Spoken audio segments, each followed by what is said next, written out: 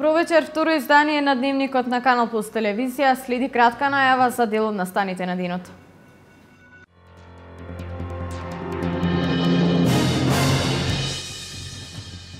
За грант од 3000 евра во репроматеријали и алати може да аплицираат занаечиите. Бенефици имаат самостојните вршители на занаечиска дејност. Лековите за акутните болести треба да се земат најдоцна 3 дена од добивањето на лекарскиот рецепт. За хронично болните лекарите предлагаат препишување месечна терапија.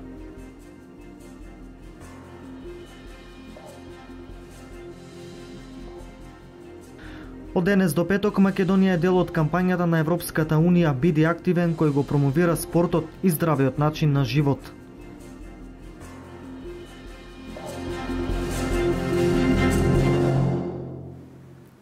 Најголем дел од лековите за ретки болести се набавени и распределени. Владата се обврза да го реши проблемот со лекови за ретки болести и во моментов сме во самиот крај на негово решавање, изјави премиерот Никола Груевски, кој воедно истакна дека пациентите лековите ќе ги добијат бесплатно.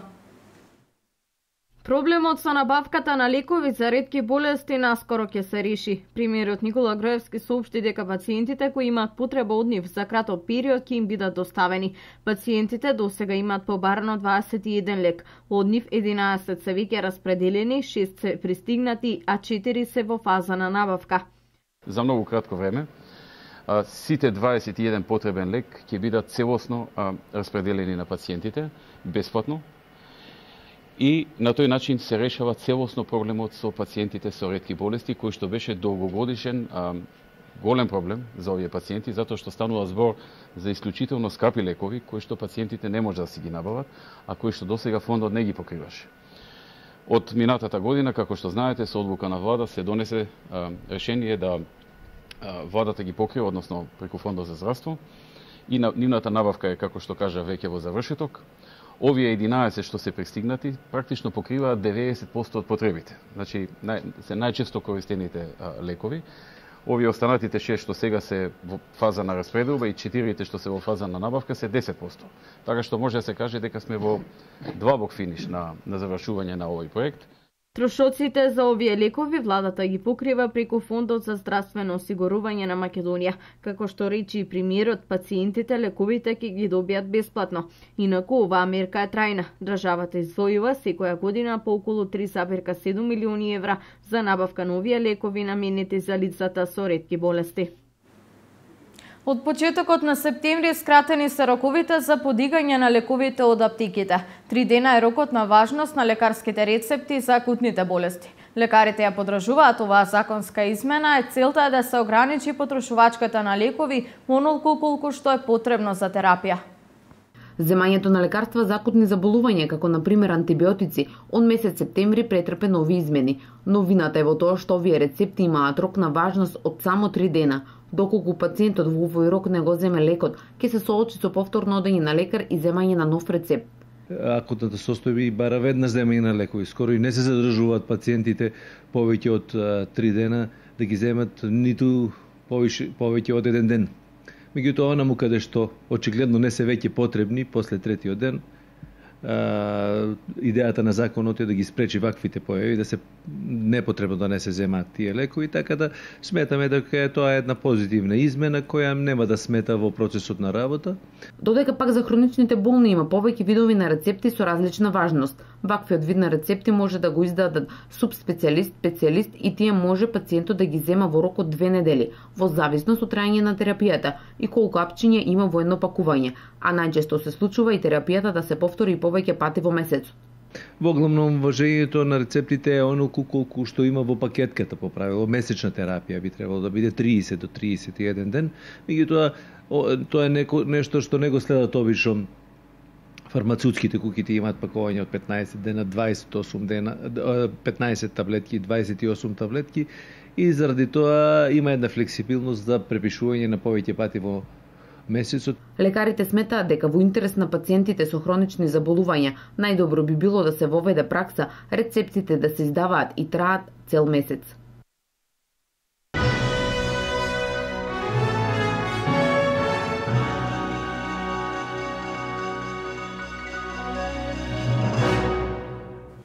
Општините Кучани, Делчево и Пехчево денеска го одбележаа денот на нивното ослободување. Со положување свежо цвеќе пред спомениците на загинатите борци се оддаде почит на овој ден.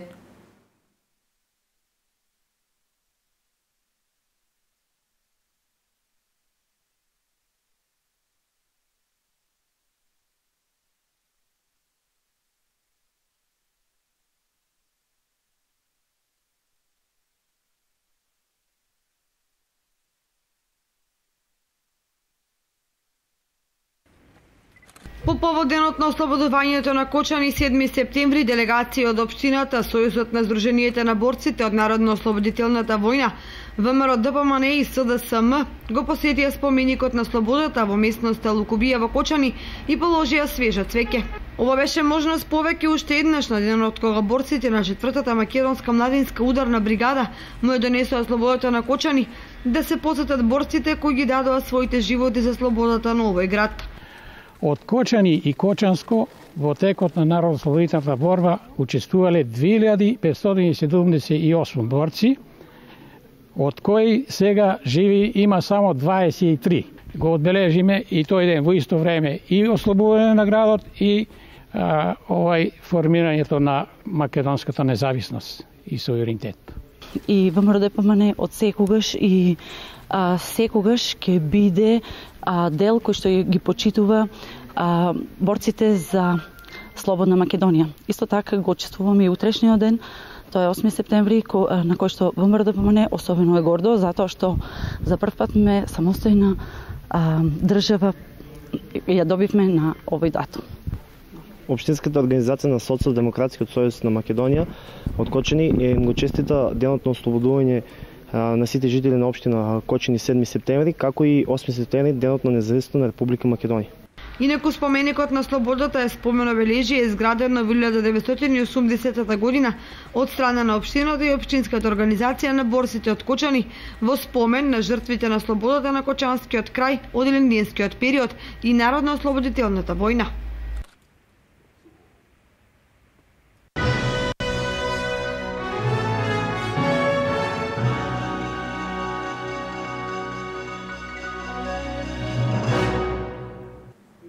По повод денот на независноста на Република Македонија, општина Штип и Црвениот крст денес организираа заедничка крводарителска акција.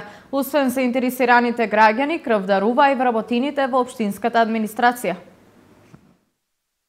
Според информација од доктор Натали Иванова при регионалниот центар на Институтот за трансфузиона медицина во Штип, штипјани покажале голем интерес за крводарителската акција. До 12 часот и 30 минути биле собрани 30 единици крв. Голема благодарност до сите хумани луѓе кои издвоија време да дадат од својата драгоцена течност, со која ќе спасат многу животи, не само од јавната администрација, туку и невработени и вработени во приватни фирми. Сите граѓани од Штип денес дојдоа и даруваат својата драгоцена течност. Илија Ќосевски, професор во Државното средно музичко училиште Сергеј Михајлов, иако по 5 пат денес даруваше крв, за Канал Плюс телевизија истакна дека се вклучува и ќе се вклучува во секоја наредна крводарителска акција. Убаво е да се помага колку што можеме. Сигурно на некому ќе му треба оваа капка крв. Да. Ги следиш сите крводарителски акции? Па не толку често, али која е поголема акцијата, обавезно. Младиот Мики Станојков по 3 пат дарува крв, пред се знаејќи дека драгоцената течност ќе помогне да се спаси човечки живот. Па помогнеме на некој, нели? Може некој пат на нас ќе ни притреба, па за тоа највеќе. На акцијата присуствуваа и волонтери на општинската организација на Штипскиот Црвен крст. Да, ние волонтерите од Црвениот крст денес учествуваме на крводарителската акција и од Црвениот крст имаме пригодни поклони и благодарници за сите дарувачи на крв. Сепак голем број крводарители не чекаат да донираат крв само за време на крводарителските акции кои ги организира општинската организација на Црвениот крст во Штип. Доктор Натали Иванова истакнува дека во просториите на регионалниот центар на Институтот за трансфузиона медицина во Штип секојдневно доброволно доаѓаат хумани луѓе да даруваат дел од својата драгоцена течност. Доаѓаат во просек околу 10 дарители дневно и даруваат од својата крв. Таа крв потоа е наменета за пациенти кои што се на клиничка болница во Штип или пак во другите градови ако има потреба. Значи ние како регионален центар од Институтот за трансфузиона медицина ги снабдуваме сите болници кои се наоѓаат во Источна Македонија со крв. Никола Камчев, секретар на Општинската организација на Црвен крст Штип, истакна дека ова е 30-та поред крводарителска акција во текот на 2015 година и најави нови крводарителски акции во текот на секој нареден месец. За грант од 3000 евра во репроматеријали и алати може да аплицираат занаетчиите. Бенефиции имат самостојните вршители на занаетчиска дејност. Во регионот интерес за овие неповратни средства од UNDP пројавуваат фризерските салони. Неповратен грант од 3000 евра можат да земат занаетчиите. Ова субвенционирање е согласно програмата на Министерството за економија. Субвенционирањето на занаетчи и вршители на занаетчиска дејност ќе се врши преку кофинансирање до 70% од докажаните трошоци, но не повеќе од 120.000 денари. За трошоци во оваа програма се сметаат трошоците за набавка на опрема и алат, уредување и подобрување на деловниот простор. Сите заинтересирани занаетчи можат да аплицираат и добијат материјали и роба, зависно за што се одлучиле да аплицираат. Ги советувам потоа да се регистрираат како самостојни занаетчи дуќан, бидејќи процедурата е многу поедноставна, ние работиме како еден шалтерски систем, побрзо ги упишуваме, само со еден потпис, една пријава се доаѓа до завршно до печат. Но не само на овие, да речеме, апликанти, ги информираме сите занаетчи кои сакат самостојно да се отворат дуќан, значи да се регистрираат како самостоен занаетчи дуќан. Во регионот расте интересот на занаетчи, вели Крстев. Во последно време има интерес, повеќето бараат занаетчи кои се занимаваат со лични услуги, со сервисери, значи тоа се занаетчи. Само во Штипот проектот UNDP се одобрени 14 проекти по 3000 евра, а досега само 5 се регистрирани како занаетчи, од кои еден фризер, еден лимар, шивач и еден за поправка на мобилни оператори. Во општина Пробишти подобрено е само на 9 физички лица, кои што земаат од проектот и пари, а 2 се регистрирани како занаетчи, бравар и бербер. Овој проект се повторува 3 пати во годинава, а проектот е финансиран од UNDP. Секој од занаетчиите кој сака да аплицира треба да има средно стручно образование и е пријавен во Агенцијата за вработување. На ниво на Република за овие субвенции досега аплицирале 533, а на ниво на регион 220 занаетчи. Буџетски форум ќе се спроведува во општина Делчево. Целта е на најтранспарентен начин со активно учество на граѓаните да се конципира општинскиот буџет за идната година. Планирани се 6 форумски сесии во Делчево, а до крајот на годината буџетски форум на истокот ќе има и во Пробишти и Пикарбинци. Општина Делчево ќе биде една од 10 општини што ќе спроведуваат буџетски форуми во рамки на програмата Форуми во заедницата во периодот од 2015-2016 година.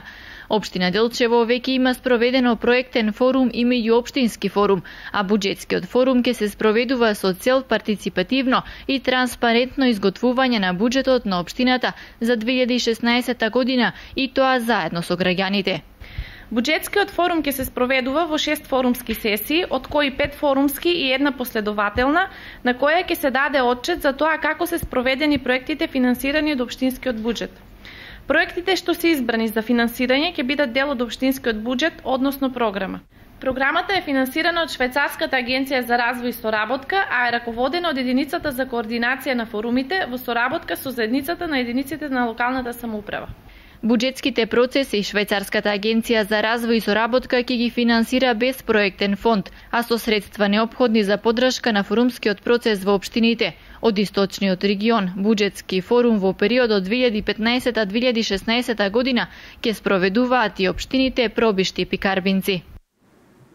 Македонија и оваа година се приклучува на Европската недела на спортот. Заедно со 28 земји членки на Европската унија, вклучително и Исланд, Норвешка, Лихтенштајн и Турција ќе партиципира во глобалната манифестација за афирмација на спортот. И оваа година Македонија ќе биде дел од кампањата на Европската Унија "Биди активен", со која се промовираат спортот и здравиот начин на живот. Учесници во предвидените активности од кампањата "Биди активен", што ќе се одржи од денес па се до петок, ќе бидат учениците од основните и средните училишта, како и студентите. Годинава Република Македонија ќе биде вклучена во големата кампања на Европската Унија под наслов "Биди активен", односно "Би актив", со кој што се промовира спортот и здравиот начин на живот низ цела Европа. Владата на Република Македонија преку Министерството за образование и наука и Агенцијата за млади и спорт аплицираше до Европската комисија и доби грант за реализација на два проекти со кои што практично треба да се промовира спортскиот и здрав начин на живот. Ни беше особено задоволство тоа што како Република Македонија сме единствена земја од регионов која што не е земја членка на Европската Унија, а е дел од промотивната активност за одбележување на Европската недела на спортот. Заедно со Агенцијата за млади и спорт во наредните неколку денови, како што впрочем истакна и директорот, ќе бидат реализирани неколку настани во кои што активно учество ќе земат ученици од основните и средните училишта. Целта на оваа кампања на Европската Унија е помасовно вклучување на младите во спортските активности.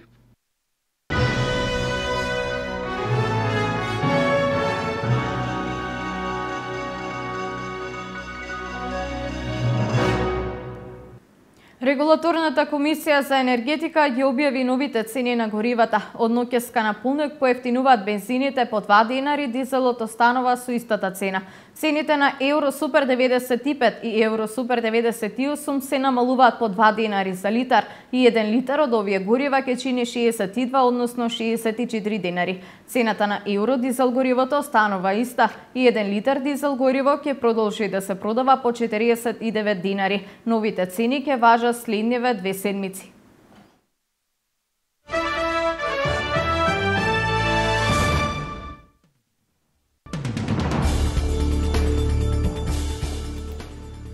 Владеачката коалиција во Германија, предводена од Христијанската унија на канцеларката Ангела Меркел, одлучи да одвои 6 милиарди евра за прифаќање на бегалци и мигранти кои пристигнуваат во земјата, објавија германските медиуми. Околу 3 милиарди евра ќе бидат вклучени во националниот буџет за 2016 година, а други 3 милиарди ќе бидат потрошени за федералните покрајни и регионалните власти, за да им помогнат во надминувањето на тешката ситуација со новиот прилив на бегалци. Поголемиот дел од жителите на Велика Британија сметаат дека државата треба да ја напушти Европската Унија. Според најновите податоци, 51% од населението на Велика Британија е за излегување од Европската Унија. Преостанатите 49% се за останување, но треба да се истакне дека во јуни годинава мнозинството граѓани на Велика Британија беа за останување во Европската Унија. Организаторите на масовниот протест во Молдавија подигнаа шатори најавувајќи дека ќе останат таму се додека оставка не поднесе председателот на државата и не бидат организирани предвремени избори. До овие барања дојде поради аферата за банкарска проневера на околу $1.000.000. Демонстрантите бараат оставка и на гувернерот на Народната банка на Молдавија. На протестот учествувале околу 60.000 луѓе. Оваа година во Германија се очекува да дојдат 800.000 луѓе, мигранти од Косово и Албанија, а некои имаат добри шанси да се вработат. Со оглед на тоа дека во одредени сектори до 2020 година на Германија ќе бидат потребни 1,8 милиони нови работници. Сите бегалци и мигранти нема да може да останат во Германија, но инженерите, програмерите и техничарите ќе имаат шанса да конкурираат за работа, бидејќи токму во тие области во овој момент на германските компании им недостигаат 140.000 работници. Францускиот председател Франсуа Оланд одобри разузнавачки летови на француски авиони што ќе почнат утре, како дел од подготовката за воздушни напади против исламската држава во Сирија. Анкетите покажуваат дека овој потек на Оланд ќе биде популарен кај французите. 61% од нив би ја поддржале државата ако се одлучи за воздушни напади против исламската држава.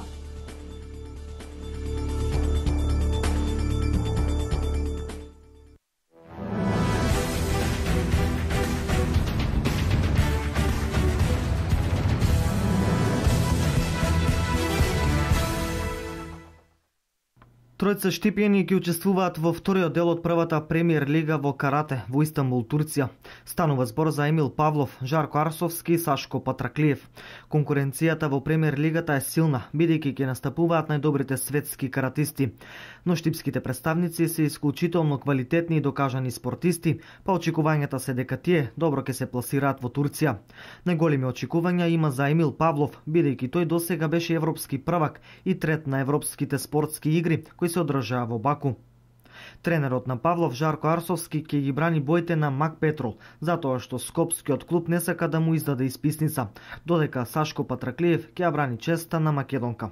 Поради повредата на европските игри во премиер лигата нема да учествува вториот освојувач на бронзен медал Мартин Несторовски.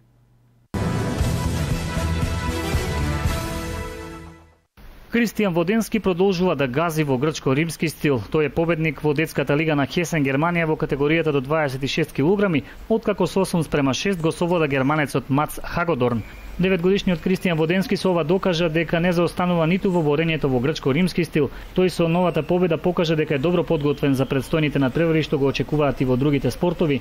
Инаку малиот Кико го очекува нова борба и тоа на 19 септември во Лимбург, Германија, каде ќе настапи на Европското првенство во бразилско џиу-џицу. Тој доби понуда да земе германско државенство, но се уште е цврсто решен да настапува под македонското знаме, бидејќи е сигурен дека ќе избори пласман за некои олимписки игри.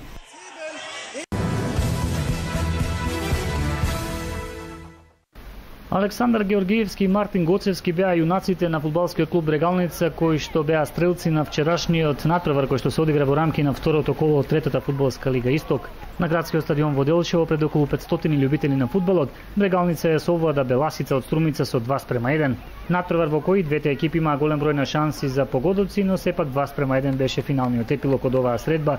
Она што е интересно да се потенцира за овој натпревар е тоа што публиката се враќа на градскиот стадион во Делчево, која што пројави интерес да го проследи дерби натпреварот од второто коло во третата фудбалска лига Исток.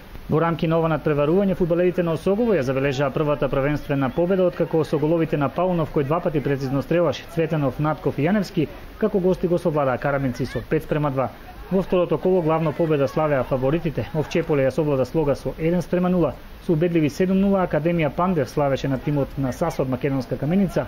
Напредок Здравје загуби на домашен терен од Штипски Баби со 1:2, додека во последниот натпревар фаворитот за влегување во втора лига Плачковица славеше на гости кај Работник со 2:0.